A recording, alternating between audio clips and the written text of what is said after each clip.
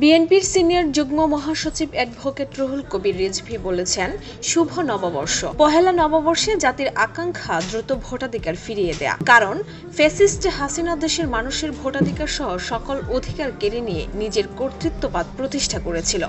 কিন্তু একটি রাজনৈতিক সংগঠন রাজধানীর পরিবার সংস্কৃতি বিকাশ কেন্দ্রে এক আলোচনা সভায় প্রধান অতিথির বক্তব্যে তিনি এসব কথা বলেন। পহেলা নববর্ষ উপলক্ষে এই আলোচনা ও সাংস্কৃতিক অনুষ্ঠানের আয়োজন করে সতীর্থ স্বজন। এগুলোর মধ্যেই আমরা অভ্যস্ত, এগুলি ব্যবহার করি। তিনি বলেন, বিগত 15 বছর একটি পরিকল্পিতভাবে একটি দেশের সংস্কৃতি এদেশে ছড়িয়ে দেওয়ার প্রচেষ্টা করা হতো।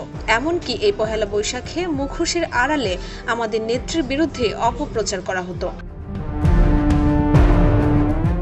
যার জন্য আমাদের 16 বছরের লড়াই সেটি আমরা নিশ্চিত করি। সেই গণতন্ত্রকে নিশ্চিত করা নিয়ে কোনো টালবাহানা করা যাবে না। এই পহেলা নববর্ষে জাতির আকাঙ্ক্ষা দ্রুত ভোটাধিকার ফিরিয়ে দেয়া। আমরা অভ্যস্ত, এগুলি ব্যবহার করি। কিন্তু ডেস্ক রিপোর্ট, ভোরের পাতা।